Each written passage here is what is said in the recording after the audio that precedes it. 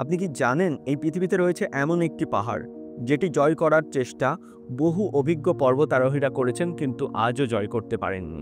নখ চুল যে পর্বতে হঠাৎ করে লম্বা হতে শুরু করে। এই পাহাড়ে কেউ উঠতে পারে না, আকাশ দিয়ে এই পাহাড়ের ওপর বিমানও চলতে পারে না। আজও বিজ্ঞানীরা এর ভেতরে কী রহস্য রয়েছে তা উদ্ঘাটন করতে পারেননি। এটি শুধু একটি পাহাড় নয়, এটি পৃথিবীর অন্তরের দরজা, হয়তোবা এক অদৃশ্য শক্তির আবাস এই স্থলে, যার নাম মাউন্ট কৈলাস। আজ আমরা সেই রহস্যময় যাত্রায় বেরোবো যেখানে প্রতি পদক্ষেপে সময় থমকে যায়। আপনাদের কাছে অনুরোধ, এই ভিডিওটি অবশ্যই পুরো দেখুন। ভালো লাগলে আমাদের এই চ্যানেল আগামীকে অবশ্যই সাবস্ক্রাইব করুন।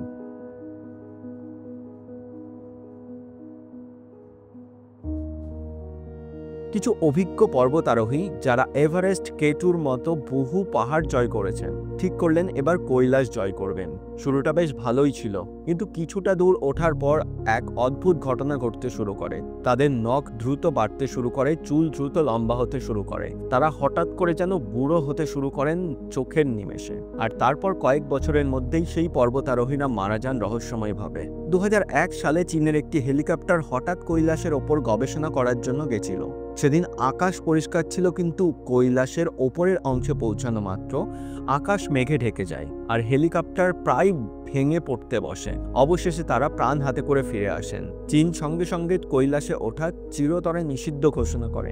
নাসার স্যাটেলাইট দিয়েও পর্যবেক্ষণ করে এমন কিছু চিহ্ন পাওয়া যায় যা দেখে বৈজ্ঞানিকেরা অবাক হয়ে যান।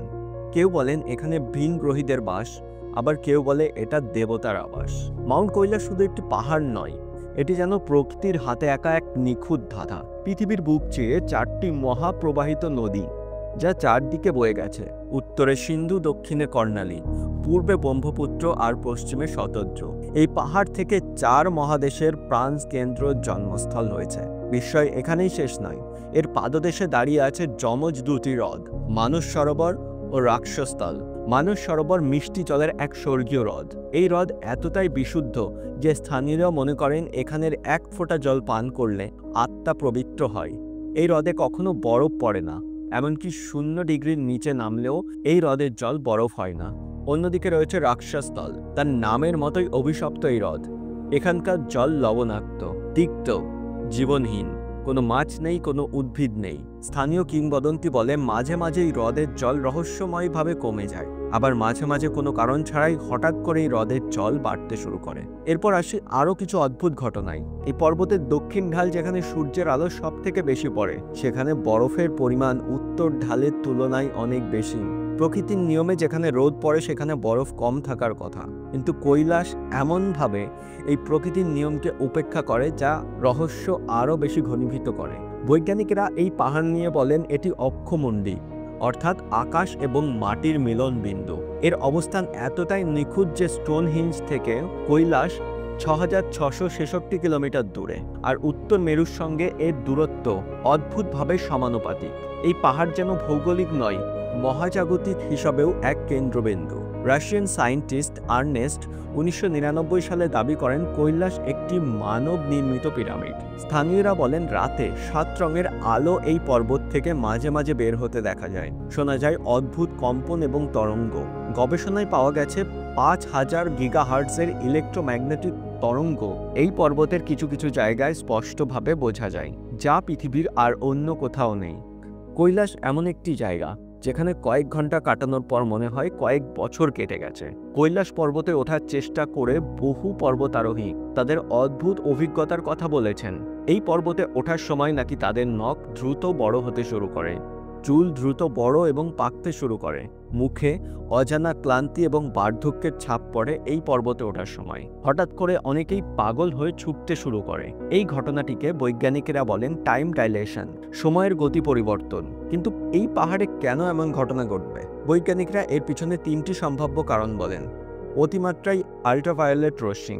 কৈলাস 2200 ফুটের কাছাকাছি উচ্চতায় অবস্থিত এবং সবসময় মেঘের ওপরে থাকে, আর তাই আল্ট্রাভায়োলেট সরাসরি আমাদের ত্বককে ক্ষতিগ্রস্ত করতে থাকে, আর সেই কারণে এই ধরনের বার্ধক্যজনিত চিহ্নগুলো আসতে পারে বলে মনে করা হয়।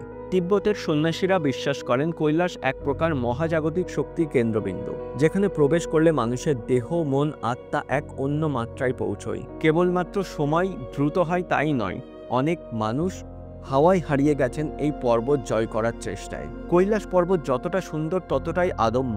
মানবজাতির ইতিহাসে এই পাহাড়ে ওঠা যেন ঈশ্বরের রাজপ্রাসাদে অনধিকার প্রবেশের মতো এক নিষিদ্ধ কাজ। এই পর্বত জয় নিয়ে তিব্বতের লোককথায় একটি আশ্চর্য রহস্যময় ব্যক্তির গল্প বারবার উঠে আসে। 14 শতকে মিলারেপা, একজন বৌদ্ধ সন্ন্যাসী, তার আধ্যাত্মিক শক্তি এবং তপস্যার বলেন তিনি নাকি কৈলাস পর্বতের চূড়ায় পৌঁছেছিলেন। লোকে বলেন তিনি পায়ে হেঁটে নয়, ধ্যানমগ্ন অবস্থায় আকাশে ভেসে চূড়ায় পৌঁছেছিলেন। তারপর পৃথিবীর আর কেউ এই পর্বতের সেই উচ্চতায় পা রাখতে পারেননি। কৈলাসের এখনও কিছু অমীমাংসিত প্রশ্ন যা মানুষকে আজও ভাবায়। কেন কৈলাসের চারিপাশে ভূমিকম্প হয়? এই কৈলাস পর্বতে নয়। কৈলাসের চারিপাশে এমন কম্পন হয়, তারপরেও পাহাড় অবিচল অপরিবর্তনীয় থাকে, যেন কোনো অদৃশ্য স্তম্ভ দাঁড়িয়ে আছে। আসলেই কি আছে এই কৈলাসের ভেতরে? তিব্বতের এক প্রাচীন গোপন কাহিনীতে বলা আছে কৈলাসের গভীরতায় এক উন্নত সভ্যতার মানুষেরা বাস করে, যা মানবজাতির বহু আগে থেকেই পর্বতের ভেতরে আছে। কেউ কেউ আবার বলেন কিছু ভিনগ্রহী প্রাণী এই পর্বতের মধ্যে বাস করেন। তারা জ্ঞান এবং প্রযুক্তিতে মানুষের থেকে অনেক এগিয়ে। হাজার হাজার বছর ধরে কৈলাস রহস্যকে আঁকড়ে ধরে রেখেছে। সভ্যতা বদলেছে, সাম্রাজ্য ভেঙেছে, কিন্তু এই পাহাড় যেন সময়ের বাইরে এক প্রহরী হয়ে দাঁড়িয়ে আছে, নীরব এবং আদম্য। মানুষ চেষ্টা করেছে তার চূড়াকে স্পষ্ট করার, তার গোপন দরজা খুলতে, কিন্তু প্রতিবারই প্রকৃতি তার অদৃশ্য শক্তি দিয়ে তাকে থামিয়েছে। এবার প্রশ্ন আপনাদের কাছে, আপনারা কি মনে করেন? কৈলাস কি পুরাণের একটি কাহিনী, না এখানে সত্যিই কোনো গোপন রহস্য আছে? আপনার মতামত নিচে কমেন্টে জানান। ভালো লাগলে এই ধরনের আরও ভিডিও দেখতে আমাদের এই চ্যানেল আগামীকে সাবস্ক্রাইব করুন। আমাদেরকে সময় দেওয়ার জন্য অসংখ্য ধন্যবাদ।